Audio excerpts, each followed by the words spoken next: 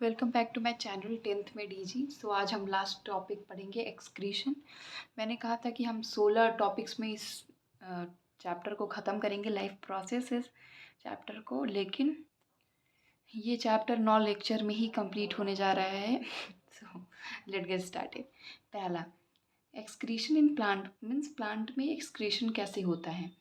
तो जो waste product बनाते हैं प्लांट्स, जैसे कि CO2, वाटर वेपर और oxygen, they can respire it through stomata और लेंटिसिल या स्टोमेटा से भी उन्हें बाहर कर देते हैं, या they can get rid of this wastage by shedding of leaves, peeling of bark and peeling of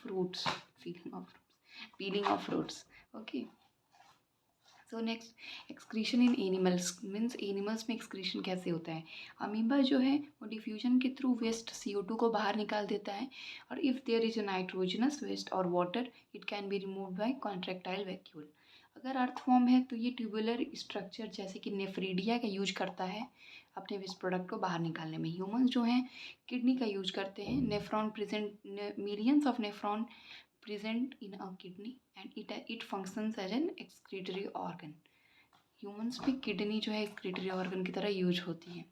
सो ये एक स्ट्रक्चर है, एक सिंपल स्ट्रक्चर जिसे समझ में आएगा कि how our excretory system works. तो ये किडनी है, ये दोनों किडनी है, एक पेयर होती है किडनी की ह्यूमन बॉडी में। ये यूरेथ्रा है, ये यूरेटर है। यूरेटर जो है किडनी और यूरेथ्रा से एक ट्यूबुलर स्ट्रक्चर गया रहता है जो कि ज्वाइन करता है किडनी और यूरेथ्रा को। और ये रीनल वीन है और ये रीनल आर्टरी है, और ये यूरिनरी ब्लैडर हैं जहाँ पे यूरिन जाके इकट्ठा होता है और मसल्स जो हैं इनको कंट्रोल करती हैं।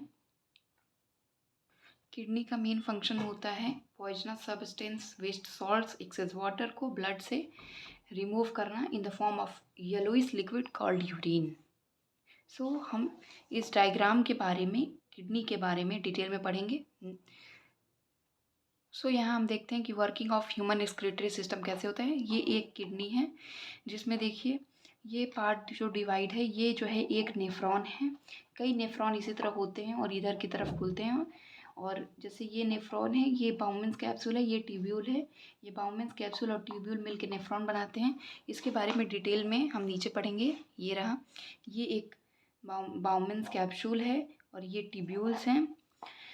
देखिए ब्लड जो है, डर्टी ब्लड जो वेस्ट कंटेन किया रहता है वो एफेरेंट आर्टेरियोल के द्वारा आता है और वो नीचे की तरफ जाता है। फिर यहाँ से वो पास करता है और इसकी अंदर जो है एब्जॉर्प्शन हो जाता है। सॉल्ट, मिनरल्स जो भी हमें यूजफुल हैं वो इसके अंदर डाइजेस्ट एब्जॉर्ब हो जाते हैं, और जो अनडिजॉल्व्ड होता है वो यूरिन के थ्रू बाहर आ जाता है।